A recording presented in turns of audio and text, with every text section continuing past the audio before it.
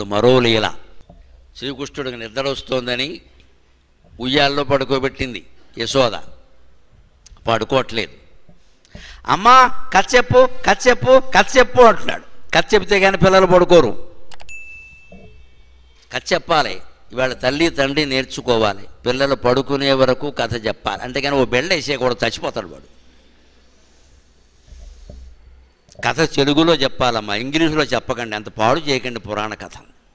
నేను రైల్వే స్టేషన్లో విన్నాను. ఓ తండ్రి భార్య తల్లి కూర్చున్నారు, పిల్లలిద్దరు ఉన్నారు. వాడికి ఏదో బొమ్మల పుస్తకం పారేశారు వాడి మొహాన్ని. అందులో హనుమంతుడు కథ ఒకటి ఉంది అక్కడ. ఇంకా పుస్తకాల్లో ఇది కూడా ఉందా అనుకున్నాను నేను.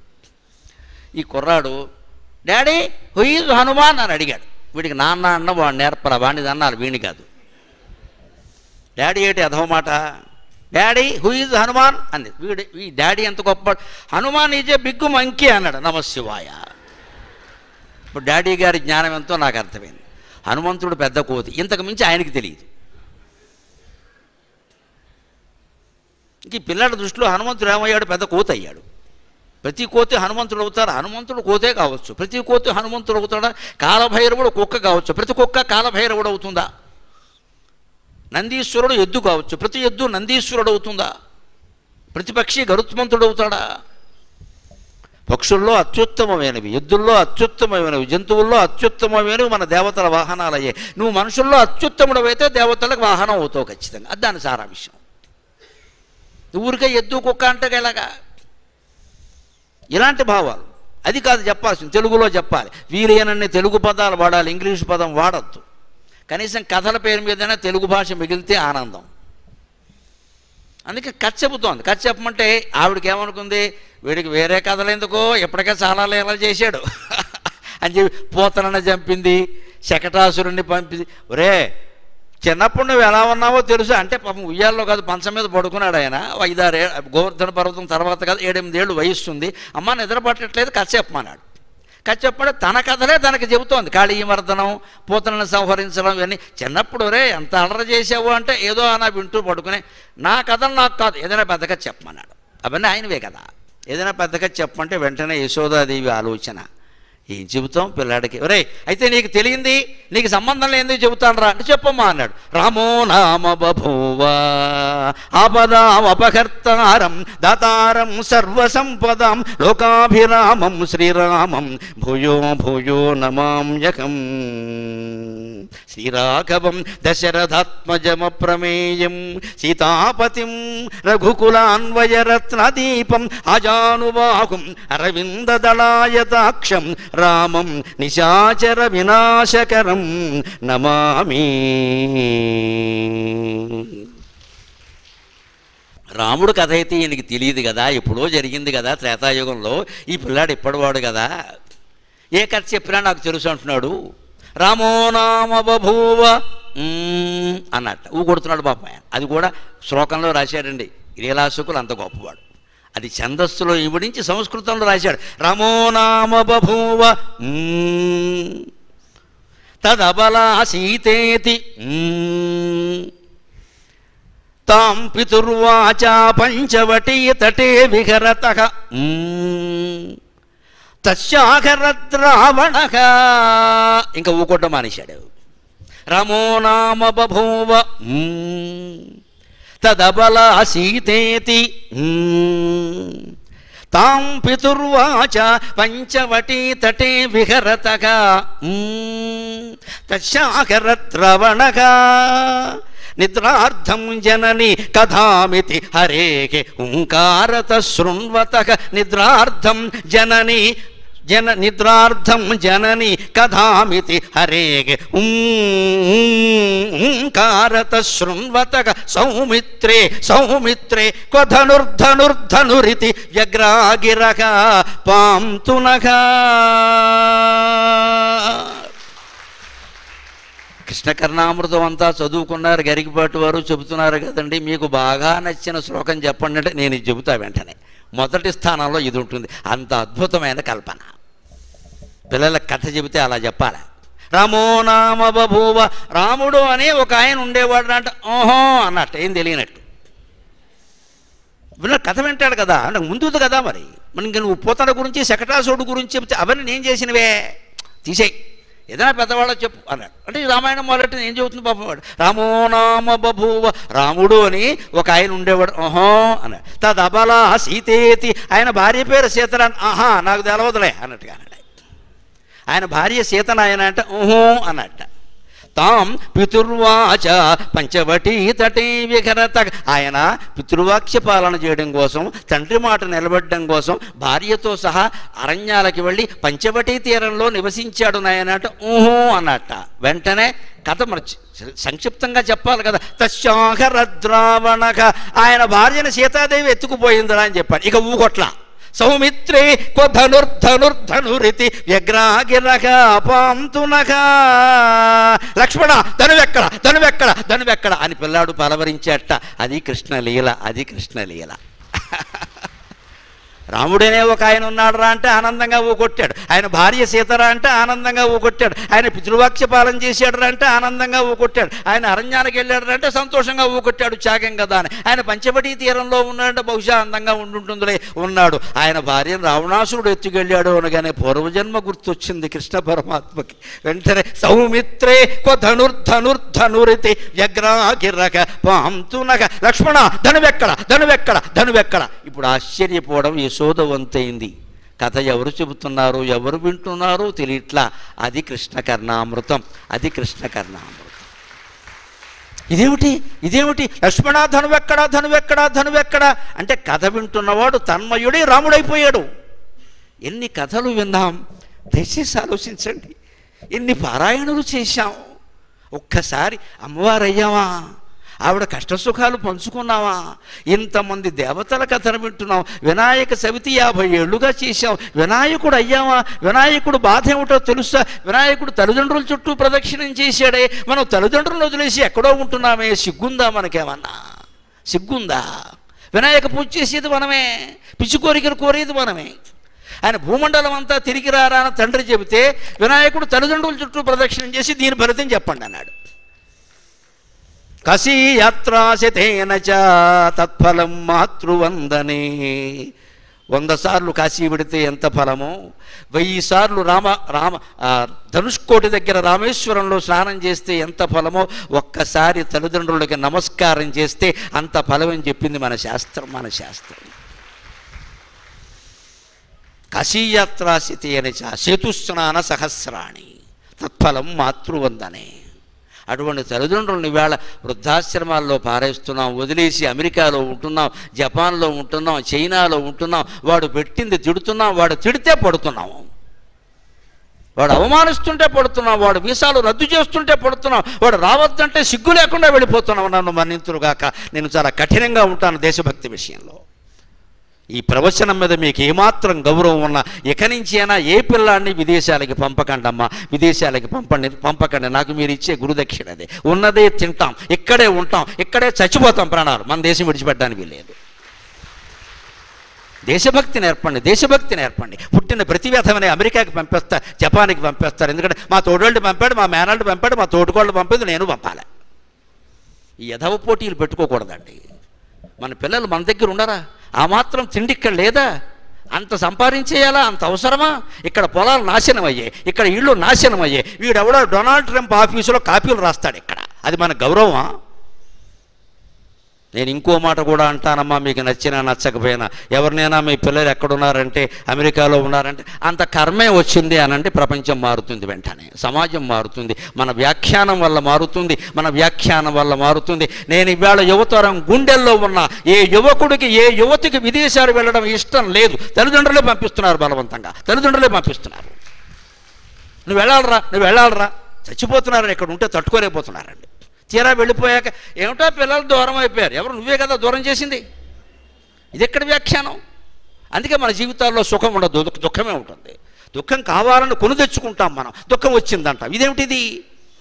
వ్యాసుడు భారతంలో చెబుతాడు, దుర్యోధనుడు మాటలు అవి విని అరణ్యమని తెలుసు, వేసవకాలం అని తెలుసు, ఎండుగడ్డి కూడా ఉందని తెలుసు, ధృతరాష్ట్ర మహారాజా అగ్గిపొల్ల నువ్వే గీసావు, ఒళ్ళు కాలిందంటే కాలదా అన్నాడు ఆయన.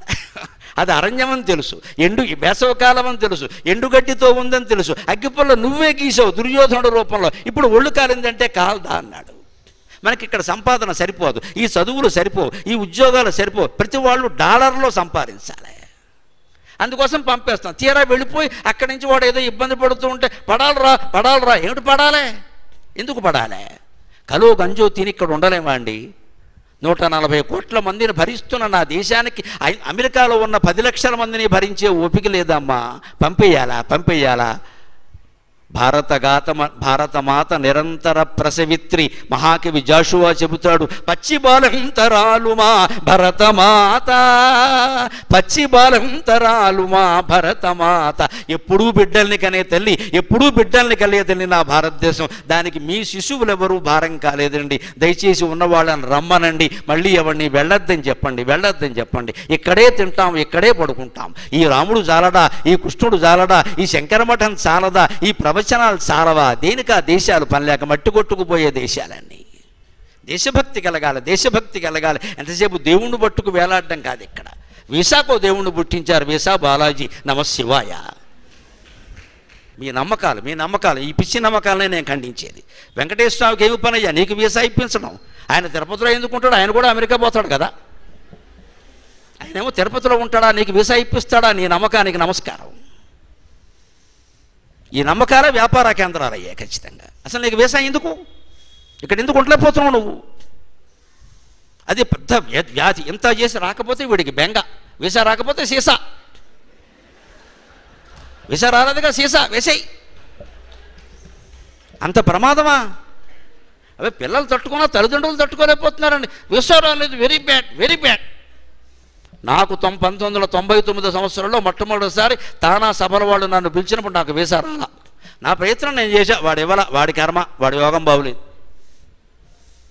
కానీ పాపం అప్పుడు ఆ ఉన్నాయన పెద్ద ఆయన ఎవరో నాకు ఫోన్ చేసి, you are misfortunate mister Narasimharao, you didn't get the visa అన్నాడు. నాకు ఒళ్ళు మడిపోయింది. నువ్వు దురదృష్టవంతుడు, నీకు వీసా. నాకు మడిపోయింది. You are misfortunate mister president, you are not able to listen my అవధానం, listen my words. You are misfortunate, I'm fortunate. నా అవధానం చూడకపోవడం, నా మాటలు వినకపోవడం మీ దురదృష్టం, నా దురదృష్టం కాదు అని మామూలుగా చెప్పలేదమ్మా. వెంటనే పద్యం రాసి ఫ్యాక్స్లో పంపించా. తలుపు తట్టిన అవకాశములను వదలుకొనుట పాడిగా అదని కొంత కొసరినాను. నువ్వు నా ఇంటి తలుపు తట్టావు, అమెరికా రమ్మని ఆహ్వానించావు, నాకు ఆ దేశానికి రావాల్సిన కర్మ లేదు, నేను రాను. నువ్వు పిలిచావు, ఈ ఆహ్వానం ఉంది నా దగ్గర, దాన్ని పట్టుకుని వీసాకెళ్ళా. ఇవ్వకపోతే వాడి తప్పు, నాదేం తప్పు? నువ్వు తలుపు తట్టిన వాడికి తలుపు తీయడం మంచి నీళ్ళేను భారతీయ సంస్కారం. అందుకని నేను ఆహ్వానం ఒప్పుకున్నా. తలుపు తట్టిన అవకాశములను వదలుకొనుట పాడిగా అదని కొంత కొసరినాను. వచ్చెనా మేలు రానిచో బాధ లేదు, మెరిక ముందర అమెరికా గరిక పాటి.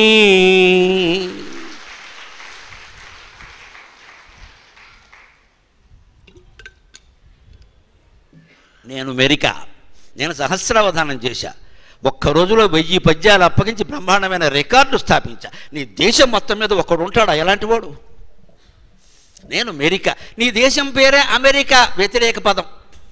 బ్రాహ్మణుడు అబ్రాహ్మణుడు, పండితుడు అపండితుడు, సత్యము అసత్యము అంటే అలాగే అమెరికా. మెరికలు ఇక్కడే ఉంటారు, పనికిమాలిన వాళ్ళే అక్కడ ఉంటారు. దాని పేరే అమెరికా కాదని నువ్వే చెప్పావు కదా. ఇది భాషా స్ఫూర్తి అంటే. నేను చెబుతున్నానమ్మా, ఇది నా ప్రతాపం కాదు. మనం చిత్తశుద్ధితో పనిచేస్తే సరస్వతీదేవి అటువంటి పదాలు పలికి అలా చేస్తుందమ్మా. స్ఫురణ అంటారు దాన్ని, స్ఫురణ. ఆ పెద్ద మనిషి ఫోన్ చేయగానే ఫోన్లో చెప్పిన పద్యం ఇది. ఫోన్లో ఇంత పౌరుషం ఎక్కడి నుంచి వస్తుందండి? పౌరుషం వస్తుంది, బీపీ వస్తుంది, పద్యం రావద్దు. పైగా ఛందోబద్ధంగా రావాలి. అది జటగీత పద్యం, అది ఛందోబద్ధంగా రావాలి, యతి ప్రాస సరిపోవాలి. అది ఎలా వచ్చింది దాన్నే అమ్మవారి దయ అంటారు, స్ఫురణ. మనం చిత్తశుద్ధితో, దైవభక్తితో, దేశభక్తితో ప్రయత్నం చేస్తుంటే మిగిలిన ప్రయత్నం ఆవిడ చూసుకుంటుందండి. మనకు బోల్డ్ పనులు ఉన్నాయి, దేవుడికి పనే ఉందమ్మా మన కాపాడడం తప్ప, వేరే బిజినెస్ ఏముంది ఆయనకి? కాపాడు తీరుతాడు, ఆ నమ్మకం ఉండాలి. అందుకోసం ఇది రామాయణం. ఎందుకు అంటే శ్రీకృష్ణుడు సైతం మురిపించిన రామాయణం ఇది. వెంటనే కథలోకి వెళ్ళి రావణాసురుడు ఎత్తుకుపోయాడు అనగానే నిద్రార్థం జననీ కథామితి హరేర్ హుంకారత శృణ్వత, ఏదో నిద్రపోవడం కోసం కాలక్షేపానికి తల్లి రామాయణ కథ చెబితే ఆవిడ ఆశ్చర్యపడింది. వెంటనే ఇదేమిటి పిల్లాడు ఇలా రెచ్చిపోతున్నాడు, లక్ష్మణ ధనువు అంటాడు, లక్ష్మణుడు ఎక్కడున్నాడు, ఇక్కడ రామాయణ త్రేతాయుగం కదా, ఇదేమో ద్వాపర యుగం కదా, వీడికి ఏమైనా పిచ్చెక్కిందా, నాకేమైనా మతిపోయిందా అని మట్టి తిన్నప్పుడు విశ్వరూప సందర్శనం జరిగితే ఆవిడికి ఎలా కలయో వైష్ణవమాయో అందో సరిగ్గా ఈ పడుకున్నప్పుడు రామాయణ కథ చెప్పగానే లక్ష్మణ నా ధనువెక్కడ, ధనువందీయుము లక్ష్మణాయనే యశోదాసూనుడు ఆత్రంబుగన్ అని యశోదాసురుడు నా ధనువందీయవయ్యాన లక్ష్మణుని అడిగేసరికి యశోదాదేవి కూడా ఆశ్చర్యపోయిందండి. అది కృష్ణ పరమాత్మ లీల. ఇంతవరకు లీలలు చెప్పుకున్నాం, సరదా మాటలు చెప్పుకున్నాం. ఇప్పుడు చాలా గంభీరమైన మాట ఒకటి చెబుతా. సేవ చేయవలసి వస్తే, బాధ్యత వహించవలసి వస్తే భగవంతుడిని మించిన సేవకుడు ఉండడండి. అర్జునుడి సారథ్యాన్ని ఒప్పుకున్నాడు, దాన్ని వర్ణిస్తున్నాడు లీలాసుఖ మహర్షి. వినండి, మీరు అదృష్టవంతుడు. అర్జునుడికి 18 రోజులు సారథ్యం చేశాడు. ఆయనకేం జీతం లేదు, కనీసం ఇడ్లీ టీ పెట్టలేదు ఈ పెద్ద మనిషి. ఆయన తినేసి వెళ్ళిపోయాడు యుద్ధానికి. శ్రీకృష్ణుడిని ఎప్పుడైనా 2 ఇడ్లీ తిన్నావా అని కూడా అడగలేదు. పైగా ఆ సారథ్యం మామూలు సారథ్యం కాదండి, విందాను విందులు. శ్రీకృష్ణుడికి స్వయంగా మేనత్త కొడుకులు. శ్రీకృష్ణుడి మేనత్త కొడుకుల్లో ఆశ్చర్యకరమైన వ్యక్తులు ఉన్నారు. పాండవులే కాదు, శిశుపాలుడు దంతవక్తుడు ఇద్దరూ మేనత్త కొడుకులు. మరింత ఆశ్చర్యం, ఏకలవ్యుడు స్వయంగా శ్రీకృష్ణుడికి మేనత్త కొడుకు. ఆయన నిషాదులలో పెరిగాడు కానీ క్షత్రియ వంశానికి చెందినవాడు. హరివంశం చదివినా భాగవతం మూలాల్లోకి వెళ్ళా అర్థమవుతుంది. ఏకలవ్యుడు మేనత్త కొడుకు. శ్రీకృష్ణుడికి 5 మేనత్తలు ఉన్నారు. శృతదేవ, శృతకీర్తి, శృతశ్రవ, పృథ అంటే కుంతి, రాజాధిదేవి. 5 మేనత్తలు ఉన్నారు, వసుదేవుడి చెల్లెళ్ళు. అందులో శృతశ్రవ అనే ఆవిడ కుమారుడే ఏకలవ్యుడు, శృతదేవ కుమారుడే దమఘోషుడు, శృతకీర్తి కుమారుడే శిశుపాలుడు. వాళ్ళిద్దరూ అప్పచెల్లెళ్ళ పిల్లలు, సొంత అన్నదమ్ములు కాదు. 5 ఆవిడ కుంతి, పృథ కుంతి, ఆవిడ కుమారులు పాండవులు. అంటే పాండవులు ఎంతో, శిశుపాలుడు అంతే, ఏకలవ్యుడు అంతే, ఒకటే చోటరేకం. అందరూ మేనత్త కొడుకులే. ఆయన కర్మ ఏమిటో తెలియదు, పాండవులు తప్పితే అందరూ శత్రువులు అయ్యారు. అంతే, ఒకడు జాతకం పడ్డాడు ఆయన. పోతే పోనీ, ఎవడు మంచివాడైతే వాడే మిత్రుడు, మేనత్త కొడుకు నాకెందుకు. ఇందులో రాజాధిదేవి 5 ఆవిడ కొడుకులు విందాను విందులు. వాళ్ళు కౌరవుల తరఫున పోరాడారు, వాళ్ళ కర్మ కాలింది. వాళ్ళు అర్జునుడి మీద వేయలేదు బాణాలు, శ్రీకృష్ణుడి మీద వేశారు. అందులో విందుడు అనువిందుడు చాలా అమ్మవారి ఉపాసన కలిగిన వాళ్ళ శక్తి ఉపాసన, వాళ్ళు శక్తి ప్రయోగించారు. పరమాత్మకి, అఖిలాండ కోటి బ్రహ్మాండ నాయకుడికి, యశోదా ప్రియనందనుడికి, దేవకి ప్రియనందనుడికి, రుక్మిణి ప్రాణవల్లభుడికి ఈ కుడి చేయి మొత్తం చీలిపోయిందమ్మా. కుడి చేయి చీలిపోయింది. వ్యాసభారతం చదివి మాట్లాడుతున్నా. ఆ ఘట్టం చదివినప్పుడు నేను అన్నం తినలేదు. భగవంతుడా ఎంత సేవ చేస్తావయ్యా మనుషుల కోసం. ఈ కుడి చేయి చీలిపోయింది, ఎముక బయటకు వచ్చింది, ఈ చర్మం ఇటు. అప్పుడు అర్జునుడు, బావా మాట్లాడుకో, బాణం చేయి, యుద్ధం చేయి, నువ్వు సరిగ్గా చేయబోబట్టే కదా నాకు తగిలింది అని దెబ్బ కొట్టాడు. అంతేగాని ఏడుస్తూ కూర్చోలా. కర్తవ్య పాలన అంటే కర్షకుడు దగ్గర నుంచి కార్మికుడు వరకు శ్రీకృష్ణుడి దగ్గర నేర్చుకోవాలండి. ఎలా సారథ్యం చేశాడో, సారథ్యం చేస్తుంటే 13వ రోజు 14వ రోజు అభిమన్యుడు చనిపోయాడు. 13వ రోజుని 14వ రోజుని అర్జునుడు వారు ముందు వెనక చూడకుండా మీడియా మొత్తాన్ని, ప్రైవేట్ మీడియా, యూట్యూబ్ వాళ్ళని కూడా పిలిచేసి పెద్ద ప్రతిజ్ఞ చేశాడు. 24 గంటలు కూడా కాకుండా 12 గంటల్లో సూర్యాస్తమయం అయ్యేలోగా నా కొడుకు చావుకి కారణమైన వాళ్ళందరినీ చంపేస్తా. మాట్లాడడం చాలా తేలిక, క్రియ ఎంత కష్టం. ఎంతమందిని చంపుతావు? కృష్ణుడికి చెప్పలా, చేసేసాడు ప్రతిజ్ఞ. చేసేసాక బావా చెప్పేశాను, ఏమనుకోక, డోంట్ థింక్ అదర్వైజ్ అని ఇంగ్లీష్ మాట్లాడాడు ఇక్కడ. ఇప్పుడు ఈ బావగారు ఏం చేయాలి? ఆయన కుంతీదేవి దగ్గర ప్రతిజ్ఞ చేశాడు. అత్త, అంత యుద్ధం జరుగుతోంది, అల్లుడా నువ్వు దేవుడు అయ్యా, నువ్వు అల్లుడు కాదయ్యా. అందరూ నిన్ను అల్లుడు అంటారు, కొడుకు అంటారు, మొగుడు అంటారు. నేను అన్నయ్య శ్రీకృష్ణ యదుభూషణ నరసక శృంగార రత్నాకర. కృష్ణుదేవి కుంతీదేవి పొద్దున్న లేవగానే చేసే ప్రార్థన ఇదేనమ్మా. ఆవిడ దేవుడుగా గుర్తించింది యశోద కంటే ఎక్కువ.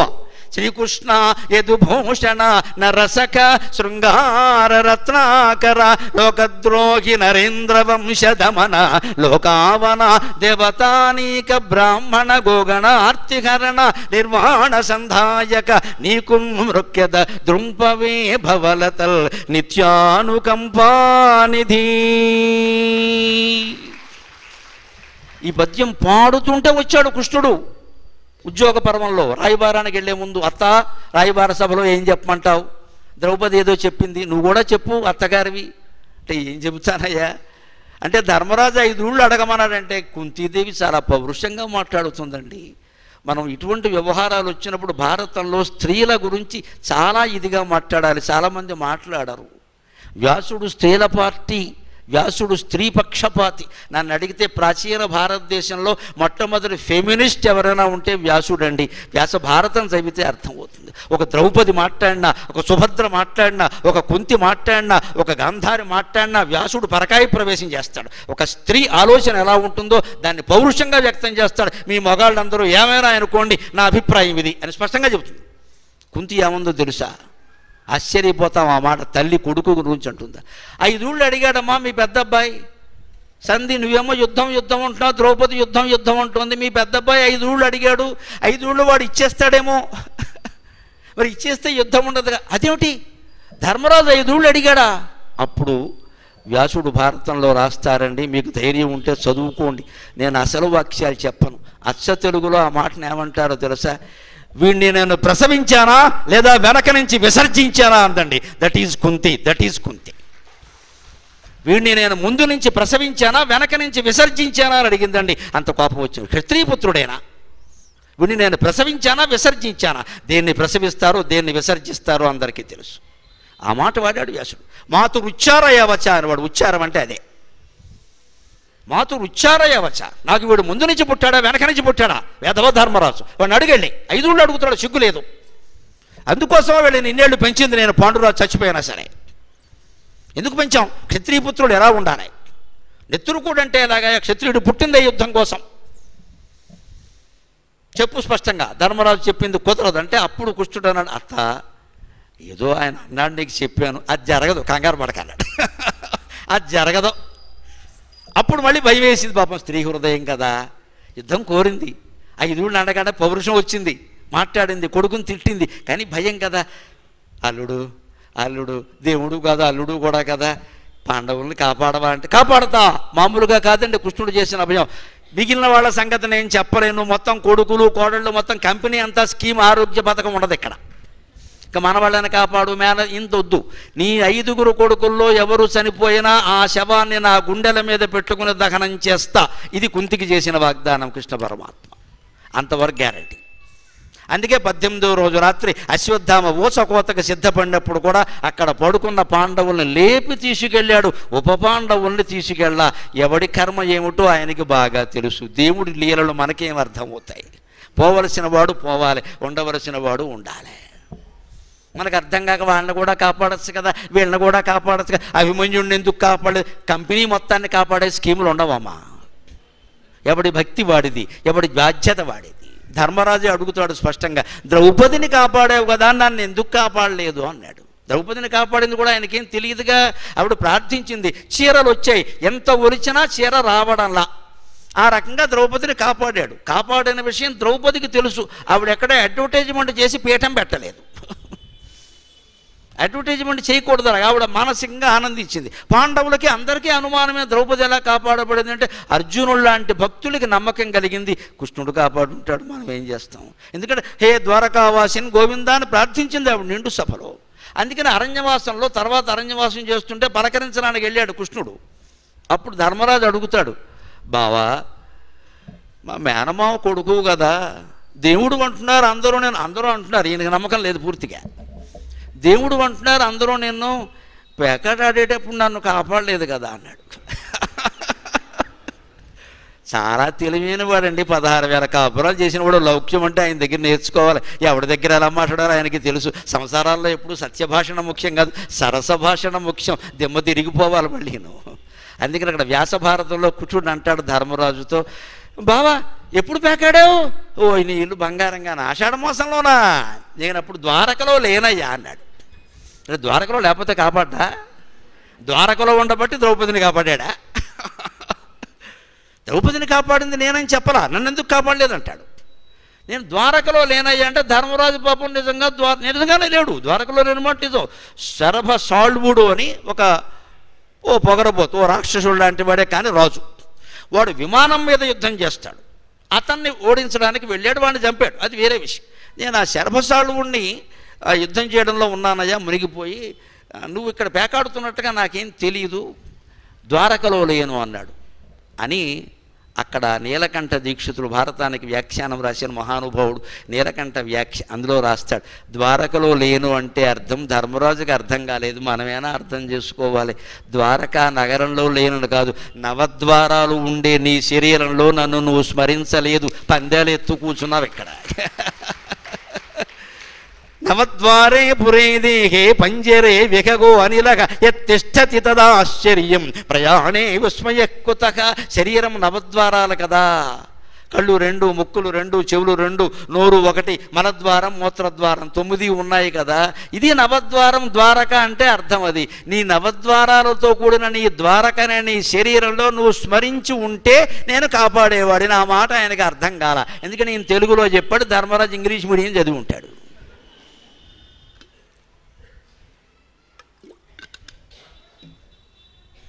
ద్రౌపదిని ఎందుకు కాపాడాడు? ఆవిడ నిజంగా స్మరించింది, అందుకు కాపాడాడు. ఈయన స్మరించలేదు, మళ్ళీ వై అని వేసుకున్నాడు ఎక్కడ. పైగా అప్పుడు ఇంకో మాట అంటాడు, గోప పగిలిపోయేలాగా, ధర్మరాజా నువ్వు నిజంగా నన్ను తలుచుకుని ఉంటే నువ్వు వనవాసం చేయడం కాదయ్యా, పందెంలో కూడా నెగ్గేవాడు అన్నాడు. అంటే పేకాట్లో నెగ్గాలన్నా భగవన్ నామస్మరణ చేయాలన్నమాట. పందెంలో కూడా నెగ్గేవాడివి, వాసుదేవాయ నమః, కృష్ణాయ నమః, సంకర్షణాయ నమః, ప్రద్యుమ్నాయ నమః అని మొక్క వేసినప్పుడు మొక్క తీసినప్పుడు కూడా భగవన్నామం స్మరిస్తే పేకాట్లో వాడే నెగ్గుతాడు. అది కూడా ఉంది లెక్క. దుర్వ్యసనాన్ని వదలలేకపోతే ఇది ఒక ఉపాయం అండి, నేను ప్రోత్సహిద్దామని చెప్పట్లా. తాగేవాళ్ళు కానీ, పేకాడేవాళ్ళు కానీ, పిచ్చి సిగరెట్లు కాల్చేవాళ్ళు కానీ వ్యసనాన్ని వదలలేకపోతే ఒక ఉపాయం ఏమిటంటే, సిగరెట్ కాలుస్తున్నంతసేపు, పెగ్గు వేస్తున్నంతసేపు, పేకాట ఆడుతున్నంతసేపు మొత్తం కేశవనారాయణ మాధవ గోవింద విష్ణు మధుసూదన త్రివిక్రమ వామన శ్రీధర ఋషికేశ పద్మనాభ దామోదర సంకర్షణ వాసుదేవ ప్రద్యుమ్న నిరుద్ధ అధోక్షజ శ్రీకృష్ణాయ నమః అని వేయండి. కనీసం కొన్నాళ్ళకైనా మానేస్తారు ఈ పేకాట. ఎందుకంటే అదో దేవుణ్ణి స్మరిస్తూ పేకాట ఏమిటి, దేవుణ్ణి స్మరిస్తూ తాగడం ఏమిటి, దేవుణ్ణి స్మరిస్తూ ఈ సిగరెట్లు ఏమిటి అని వైరాగ్యం వస్తుంది. అంతేకాదు ఆ భగవన్నామస్మరణ కారణంగా తీవ్ర అనారోగ్యాలు రాకుండా ఖచ్చితంగా భగవంతుడు కాపాడుతాడు, అనుమానం లేదు. దానికి పురాణాల ప్రమాణాలు. నువ్వు వ్యసనపరుడైనా పర్వాలేదు, నీ వ్యసనం వదలలేవు కదా, దేవుణ్ణి కూడా వదలకయ్యా, అదో వ్యసనం. దేవుణ్ణి కూడా వదలకు, తేలాలి దేవుడో వ్యసనమో. అంత పట్టుదలగా దేవుణ్ణి పట్టుకుంటే ఆ దేవుడే వ్యసనాన్ని వదిలిస్తాడు. కనీసం భక్తి అయినా ఉండాలి కదా. అన్నీ దిగజారిపోయినా, సర్వనాశనం అయిపోయినా కాపాడేది భక్తి అండి, అనుమానం వెళ్ళ. భక్తి ప్రియ, భక్తి గమ్య, భక్తి వశ్య భయాపక అమ్మవారు లలితా సహస్రంలో వాగ్దానం చేసింది, భక్తికి నేను లొంగుతానని. ఆ భక్తి ఒక్కటి పోకుండా ఉంటే అన్నీ కాపాడుతాం, ఇబ్బంది లేదు ఇక్కడ.